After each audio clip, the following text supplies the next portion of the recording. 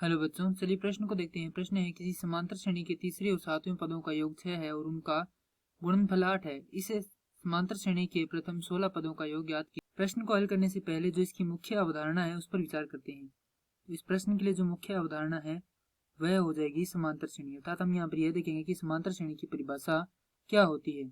तो समांतर श्रेणी की जो परिभाषा है वह हो जाएगी वह अनुक्रम जिसके प्रत्येक दो क्रमागत पदों का अंतर समान रहे समांतर श्रेणी कहलाती है। प्रारूप के बारे में देखें तो इसका प्रारूप होता है यह प्रथम पद, द्वितीय, तृतीय, इस प्रकार से n पदों तक चलती है, उससे आगे भी जाती है। प्रथम पद को a द्वारा निरूपित करते हैं, द्वितीय पद को a जोड़ d द्वारा, तृतीय पद को a जोड़ 2d द्वारा। इसी प्रकार जो nवां पद है उसे निरूपित करते हैं a जोड़ n घटाव 1 गुणा में d द्वारा। तो यहाँ से जो nवां पद है उसके लिए सूत्र हो जाता है a जोड़ n घटाव 1 गुणा में d। अब प्रश्न में हमें दिया गया तीसरे और सातवें पदों का योग। तो यदि इस सूत्र में हम n का मान 3 रखते हैं तो हमें प्राप्त होगा तीसरा पद a तृतीय बराबर a जोड़ n का मान 3 है, तो यहाँ से 3 घटाव 1 अर्थात कितना हो जाएगा, 2 हो जाएगा। तो यह हो जाएगा a जोड़ 2d। इसी प्रकार जो सातवां पद है वह हमें प्राप्त होगा a जोड़ 6d। अब क्या है तीसरे और सातवें पदों का योग, तो क्या करेंगे a 3 जोड़ a 7 अर्थात a जोड़ 2d जोड़ a जोड़ 6d बराबर 6। हल करेंगे तो प्राप्त होगा 2a जोड़ 8d बराबर 6। इसे हल करेंगे तो a जोड़ 4d बराबर 3। तो यहाँ से a का मान प्राप्त होगा 3 घटाव 4d। इसे नाम दे देंगे समीकरण संख्या 1। अब क्या दिए गए और उनका गुणनफल कितना है, 8 है, अर्थात a 3 गुणा a 7 बराबर है 8। यहाँ पर a 3 और a 7 का मान रखेंगे तो हमें प्राप्त होगा a जोड़ 2d गुणे a जोड़ 6d बराबर 8।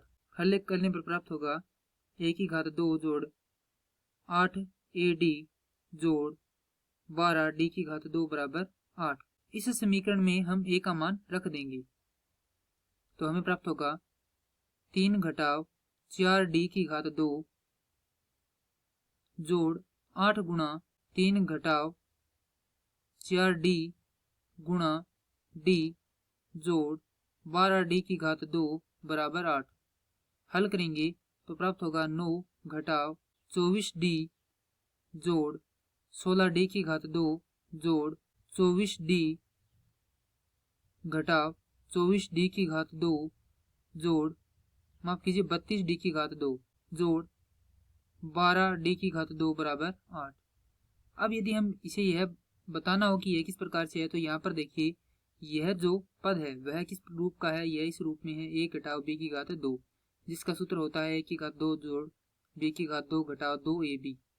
तो हमने यहाँ पर केवल इसके मान रखे सूत्र में, तो हमने यहाँ पर यहाँ तक यह पद प्राप्त हुआ है। उसके आगे हमने यहाँ पर 8d का गुणा किया है इस पद में सबसे पहले 3 के साथ। 8 गुणा 3 करेंगे 24 और d का मान आ गया यहाँ पर ये। उसके बाद 8 का गुणा किया 4 के साथ तो हमें प्राप्त हुआ 32 और d का गुणा d के साथ किया तो d की घात 2। उसके बाद 12d की घात 2 को जैसा है वैसा यहाँ पे लिख दिया। उसके बाद क्या आ गया 8। हल करेंगे तो यहाँ पे 24d से 24d कट जाएगा। हमें प्राप्त होगा यहाँ पर ऋणात्मक 4d की घात 2 जोड़ 9 बराबर 8। हल करेंगे तो प्राप्त होगा ऋणात्मक 4d की घात 2 बराबर ऋणात्मक 1 और यहाँ से प्राप्त होगा d की घात 2 बराबर 1 बटा 4 और d का मान हमें प्राप्त हो जाएगा d बराबर धनात्मक और ऋणात्मक 1 बटा 2। अब यदि यह मान हम समीकरण संख्या 1 में रखते हैं तो हमें a का मान प्राप्त होता है। माफ कीजिए, सबसे पहले क्या करेंगे हम यहाँ पर धनात्मक 1 बटा 2 लेने पर धनात्मक 1 बटा 2 लेंगे तो हमें a का मान प्राप्त होगा 3 घटाव 4 गुणा 1 बटा 2 अर्थात a का मान प्राप्त होगा 1। और यदि ऋणात्मक 1 बटा 2 लेने पर हमें मान प्राप्त होगा a बराबर 3 जोड़ 4 गुणा 1 बटा 2 अर्थात a बराबर प्राप्त होगा 5। यहाँ पर यह जोड़ का चिन्ह क्यों आया है यह बताने के लिए यहाँ पर देखिए ऋणात्मक चिन्ह है और जो सूत्र अर्थात जो पहले से समीकरण है उसका ऋणात्मक और जब भी ऋणात्मक और ऋणात्मक चिन्ह का गुणा किया जाता है तो हमें धनात्मक चिन्ह प्राप्त होता है।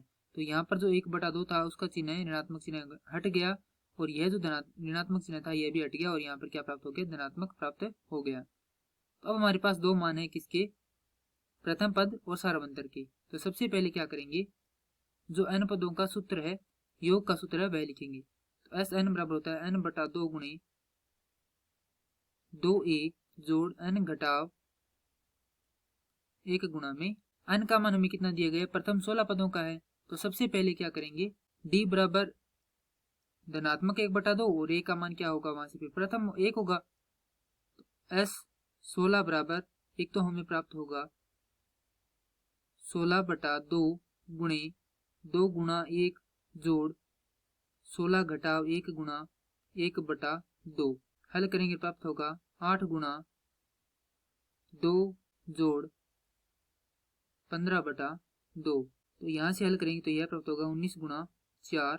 हल करेंगे तो हो जाएगा 76। अर्थात यदि हम जो सारवंतर है उसे धनात्मक लेते हैं और जो प्रथम पद है वह जो धनात्मक सारवंतर लेने पर हमें प्राप्त हुआ है वह रखते हैं, तो हमारे पास जो 16 पदों का योग है वह आता है 76।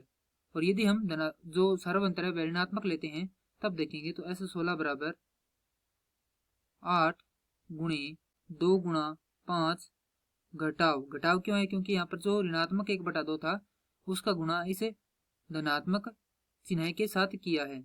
और जब भी हम धनात्मक और ऋणात्मक का गुणा आपस में करते हैं तो हमें ऋणात्मक चिन्ह ही प्राप्त होता है। 15 बटा 2 हल करेंगे तो हमें प्राप्त होगा ऐसे 16 बराबर 5 गुणे 4 बराबर 20। तो यहाँ से हमारे पास जो 16 पदों का योग है उसके दो मान प्राप्त हुए हैं। पहला मान हमें प्राप्त हुआ है 76 और दूसरा मान हमें प्राप्त हुआ है 20। अतः इस प्रश्न के लिए सही उत्तर हो जाएगा, इस समांतर श्रेणी के प्रथम 16 पदों का योग है 76 और 20। मैं आशा करता हूं कि यह प्रश्न आपको समझ में आया होगा। धन्यवाद।